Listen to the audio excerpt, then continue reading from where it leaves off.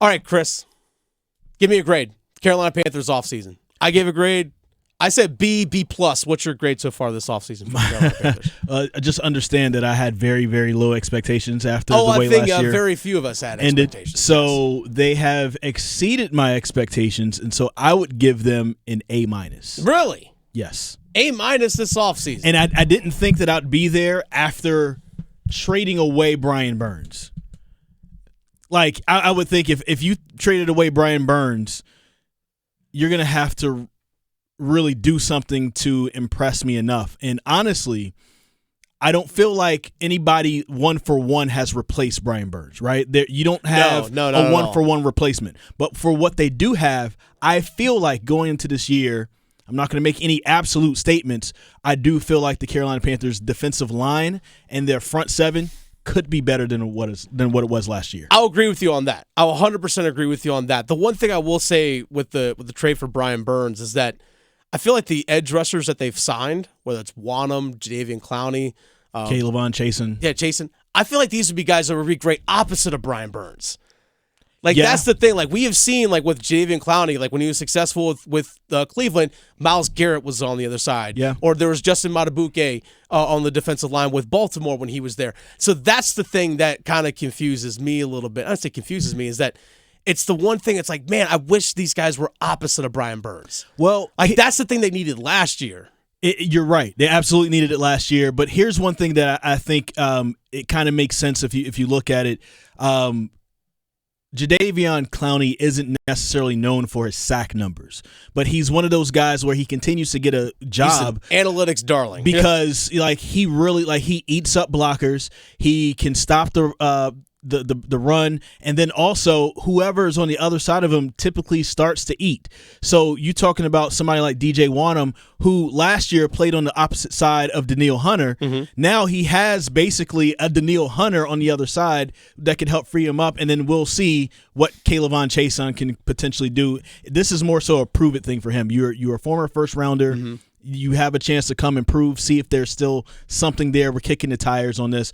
But, again, nobody is a one-for-one replacement for Brian Burns. I do not think that the Panthers' sack totals will be crazy high, but I do think they will be very hard to run against. They'll be very hard to pass against. And I think also the A'Shawn Robinson signing as well. My goodness. Like they needed someone on the interior to go next to Derek Brown. And how much that's going to help Derek Brown as well, because I don't think while Derek Brown has been there, I don't think he's been with somebody that he can look in the eye and say, you're close to being my equal. Yeah. And I'm not saying A'Shawn is there, but he's close. And I mean, that guy is huge. And huge. 6'4", 330. He's huge, and he's going to help eat up space for Derek Brown. That is going to be a nightmare. Them and Shy Tuttle, they're going to be a nightmare to run against for any team this upcoming season. I always felt like Shy Tuttle will be like the good complementary rotation guy, which we saw Evero use a lot of guys in rotation, but I feel like Tuttle was asked to be what Robinson is going to be. I feel like Tuttle can be a little bit more of like a rotational piece, especially when you get into sub packages. I think Tuttle, since they do that, the three defensive linemen. I think Tuttle's right there in the middle. You have A'Shawn and Derek Brown on the opposite side of him, and then you have the edges right there with inside of what is Ejiro Evero's system. And so that is something I think is going to help out everybody. So maybe you can look at that and think that the middle is going to be weak with Tuttle. Mm-hmm. We'll see. I'm sure LeBron Ray is going to come in and out at some point. Yeah. But I do think that along with adding Josie Jewell and Shaq Thompson is going to be back, that front seven is going to be very tough to run against. And that's been a problem, I think. I don't think that the Panthers have been very good at stopping the run since 2017, which was the last time they went to the playoffs. Yeah. So, we'll see what this is. This is a lot of very good complementary pieces together. And where before you had a superstar here, and a lot of regular Joes. Yeah. that kind of filled in. And a lot of guys. Essentially, Gags. if the Panthers can stay healthy, maybe things look a little bit better for them. Maybe. We'll see. But again, the expectations that we have for this upcoming year, again, they finished 2-15. Yeah, still low. That's the one thing I want to make sure. We'll get into this in a second. So many of us, including myself, was like, yo, I drank the Kool-Aid. And I'm like, nah, I ain't sipping that this year. I'm not sipping that this year. Like, I'm going to wait and see. I'll stand in line, but I'm going to wait and see because they're not going to be able to, the Carolina Panthers, all the holes that they had. Yeah. They're not going to be able to fill all that in one offseason. No. Holes from personnel, from coaching, all these things. It's not going to be an overnight fix. That's why I said, to me, it's like 2025, 2026 season really is when you expect to see that. But I don't know. I don't know if this upcoming season is going to be like that great of a win total. Like, it might be a 6-win season. But it may even just be a 5. Whoa. Might be 4. Okay. Might be 4. Right. Whoa. Might be 4. But you know what? As long as there's like a semblance of like, oh, you actually look like a real football team that's actually moving forward as a franchise, I think that, for me, that's what I want to see this upcoming year. And also, how do you lose, right? Is it that you fought your butts off the entire time and the other team just happens to have Patrick Mahomes or Justin Herbert or whatever, these quarterbacks that they are going to face this season. Oh, yeah. And they're just better, and they were able to drive it down the field for the last-minute touchdown or last-minute field goal, and they won it. And it's like, okay, we fought hard. We were in the game. We weren't embarrassing. That was the part for me the last 2 or 3 years where it's like the team was just embarrassing. Mm-hmm. It wasn't just the win total. It was just how embarrassing they looked. Even in their 2 wins, they looked embarrassing. Yeah. Because I'm still scratching my head on how Houston lost that game. Oh, I know. Gosh. How? And I mean, I was there for that particular game. So it's those are the things that I think I'm looking for. I do think that the moves that were made were a good step in the right direction for the Carolina Panthers to look like a better team. So that way it frees them up to make better decisions in the draft. Yeah, oh yeah. And you don't have to reach, because we saw what happens when you reach, right? They were reaching for DJ Johnson. In some ways, they reached for Bryce Young, but I'm not going to put that on Bryce Young. That's more so the Carolina Panthers. Yeah, it's not Bryce Young's fault. They had bad moments years prior to that, which led to them saying, let's get rid of DJ Moore and try to go up to the number 1, try to get this dude. You know what I'm saying? They were desperate. I don't think they're in a desperate position this year, which is good, because I bought a car one time, and I was desperate. I needed to walk away that day with that car. 45 days later, the transmission blew in that car. Literally 45 days later. Yeah. And I told myself I would never, ever buy a car in a desperate situation ever again, because I just didn't really check.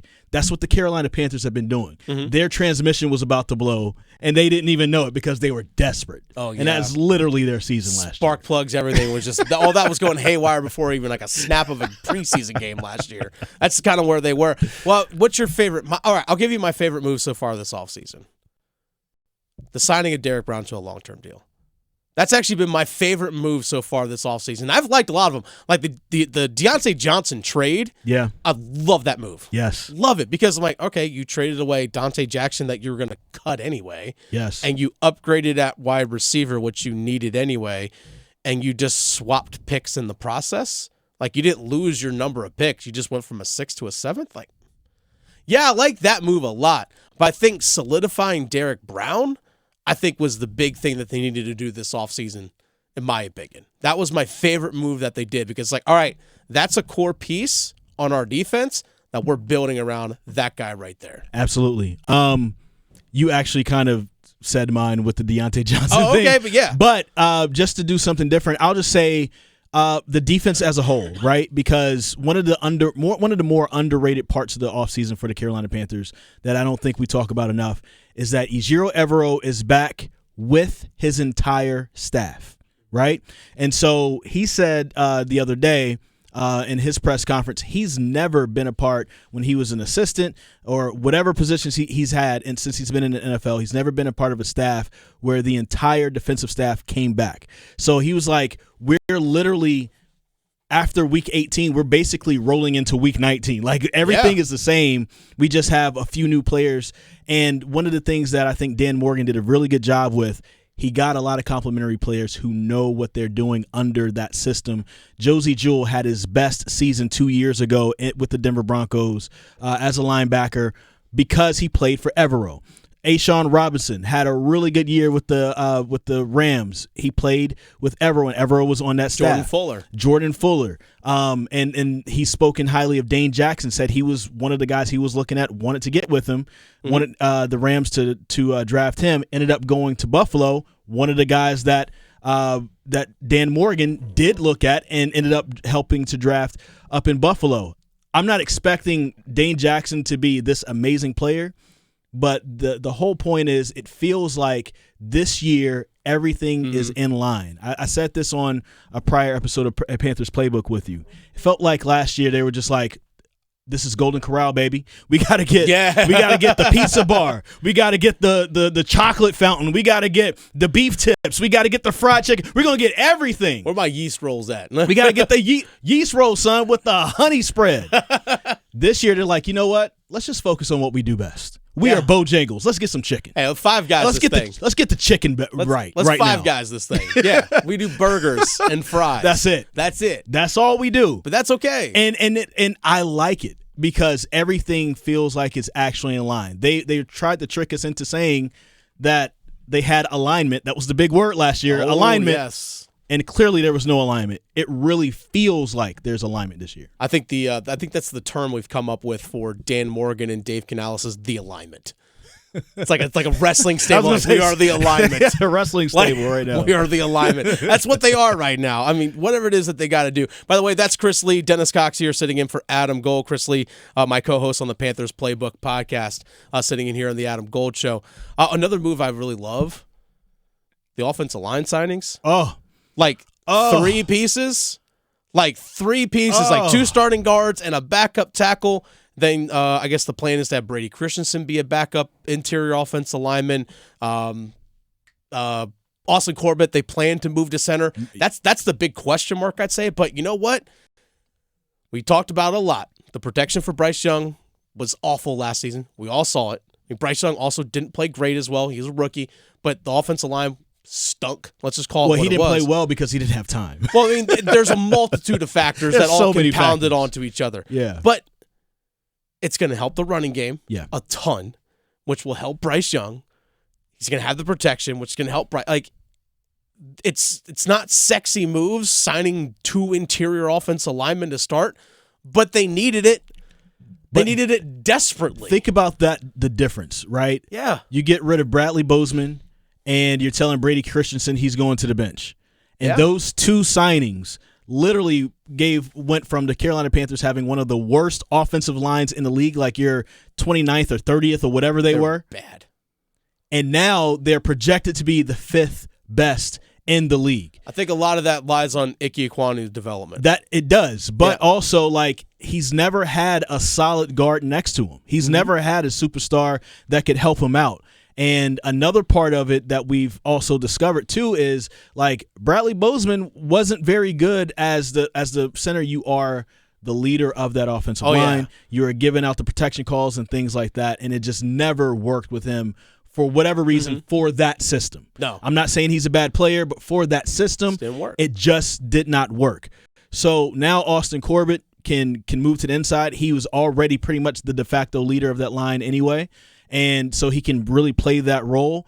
And now you have some Rough Riders next to Ike Ekwonu. And if Ike doesn't work, they have Yash Nijman. Yeah, who started a bunch of games last year. Who's ready just to come in and fill in. So, like, literally they're saying, Ike, we're giving you the chance. This is up to you. Oh, yeah. Just like with Bryce. They're saying, Bryce, we're giving you the chance. This is up to you now. Yeah. It's this offseason, again, overall, I'm trying not to sip the Kool-Aid, man. I got a red Solo cup here in front of me. I'm trying not to, I'm like, it's just water in here. I'm not drinking the Kool-Aid I think yet. There's a difference in what we're talking about now than how we were talking about it last year. 100%. I think last year we got to that point to where it was just like, we're tired of losing. It's 5 wins every year. We haven't been to the playoffs since 2017. This has to be the year. Yeah. And then you get a new coach, new energy, new blood, and it's like, okay, this has to be it. This is a former NFL head coach who had experience and all that type of thing, and then we were just all disappointed. And now we're coming into it, and we're like, David Tepper is still the owner. Oh, yeah. He could still mess up. Oh, yeah. We still have a lot of the same players. This team is not going to go from 2 wins to 15 wins in 1 year. It's not going to happen. Unless you're going to do it. It's not going to happen. It's not going to happen. So we're just like, okay, Dan Morgan just made some real GM moves, and everything feels like they're in alignment, as we said earlier. Mm-hmm. And so now we just feel better. We feel like if we're going to lose games, we're going to look good while losing those games, instead of looking like the NFL's doormat, which is what they've been over the last 2 seasons. Yeah, it has not been good overall. And I think this is where Dan Morgan, I think, like you said, he's made some real GM moves. But where he's really going to make his money is what he does in 2 weeks. What he does at the draft. Yes. Like, that's the thing. Yes. It's what he does at the draft is where he's going to make this money. For example, like, he's been part of the drafts since he got here in 2021. Yeah. Like, he's been part of it. Now, like, there's been some good ones because, again, he was underneath Scott Fitterer. Like, J.C. Horn, heck of a player. Heck of a player. But guess what? Can't stay healthy, right? Tommy Tremble, I think a good number 2 tight end. Chuba Hubbard, I think he's going to be the feature back according to Dan Morgan going into this season. Yeah. But he's really a 1.5. Yeah. 1.5, 2 is really what it is. But that's really it. There's Terrace Marshall Jr. was a second-round pick. Did not pan out. And there's Brady Christensen as well. He might get cut this year. He might, which would not shock me. Yeah. And I'm surprised he hasn't been already. Let's be honest. They just need the bodies right now, but just in 2 weeks, though, we'll see. Exactly. 2 weeks will determine that. But that's it from your 2021 class. Yeah. Like, that's really it. Yeah. And obviously, Brady Christensen was part of that as well. Go to 2022. Last season, we only saw 3 guys on the roster from the 2022 draft class. 3.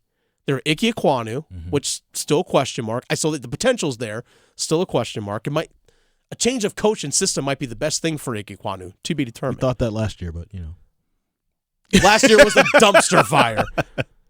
Cade Mays, interior offensive lineman who played a chunk last season out of necessity. Like, I don't even know if he makes it through training camp, to be honest with you. I have something to say about that, but keep going. Keep cooking. But then Amari Barno. Great special teams player. Yeah. Love what he does in special teams. That's it. 3 dudes from your 2022 class. That's it. And then you even look at last year. Yeah, Bryce Young, still question marks, still young. Yeah. Jonathan Mingo, still question marks there. DJ Johnson, what are we doing? Then you had Chandler Zavala, which injured a bunch last season, but still question marks. And then you didn't really get much of Jamie Robinson. Like that. That's it. Yeah. Like, that's the last 3 drafts for the Carolina Panthers. Who's, like, the real impact player? Like, in all honesty, like, who's the truly impact player that the Carolina Panthers have drafted over the last 3 years? Victoria Q to Key Sweat. Nobody. Exactly. Nobody. My point. Like, so Dan Morgan is going to have to, if he really wants to make his money being the general manager, it comes in 2 weeks. Yeah. Like, he has to hit it. He has to. Otherwise, what are we doing? I think that we'll see. But again, what I said earlier, I do think he's made it easier for himself so he doesn't have to reach. Mm-hmm. This is a very deep wide receiver class. Yeah. I hope they get a couple of them. They might. They might get one in the second, another one in the 5th. They probably, you mentioned this before in Panthers Playbook, Graham Barton may be there as a potential center. If he's there at 33, snatch him up. But according to a lot of the predictions, he's not getting past like 25. Okay, well, if he's there, but you still want to get get your offensive line a little bit younger, get some pieces that you don't have to pay for the next few years, because that line is going to get very expensive, and you're going to have to pay Bryce, if he shows up. Yeah, and you need to draft a center to develop behind Austin Corbett. And then you need some cornerbacks because the secondary is still going to need some help, because again everybody's a question mark. Like Dane Jackson, what is he going to do? Is J.C. Horn going to be available? Troy Hill is good as a nickel. He can't really go to the outside like that. So like what do we have after that? So there's still a lot of holes to fill. Yeah, but Dan Morgan has a great opportunity right now to put himself in position to have a job for years to come. Mm-hmm. I don't want to put that much pressure on him after just 1 year, but boy, if you can make a splash and those guys are impact players for the Carolina Panthers this year in 2024, yeah, boy, you got yourself a job for a very long time, sir. Oh yeah. You think they trade pick 33? For what? Going up or going down? Oh, down. I have read that that is a possibility. If they feel like right now everything is about value. Mm-hmm. If they feel like they're going to get the best value for that, if somebody wants to move up just to do it, get the first pick of the second day, and they're going to get more out of it, and they can get more players, and those players end up becoming impact players in 2024, I'm all for it. But I don't think I'm going to judge what happens on draft day by that Sunday. Sure. I'm going to judge it basically by October, November. Mm-hmm. We're going to have to give it 6 months to see. Well, yeah, I mean, on the field, we're going to have to figure that out for sure. But, I mean, let's say there's a team in the middle of the second round that wants to move up to 33, it's going to cost them not only that pick in the middle of the second round this year, it's going to cost them their second round pick next year and probably like a fifth this year. Well, guess what? You don't have a second round pick in 2025. If you can recoup that and still get the guys that you want at 39 and let's say like 47, do it. Because that way you can get that pick that you need in the second round next year as well. Make it. That's my move. In my opinion, unless like the dude that you really want is right there at 33, and you're like, nah, ain't moving. Our guy's right there. I mean, if Xavier Legette is there. I mean, that's the guy a lot of people want. Xavier Legette is there. Please snatch him up. That's the guy a lot of people want. Hey, you know what? Because this team still needs another wide receiver. Even though they got Diontae Johnson, they still need another one in my opinion. 6'3", runs a 4.3, has hands, like literally was South Carolina's offense. Like, please.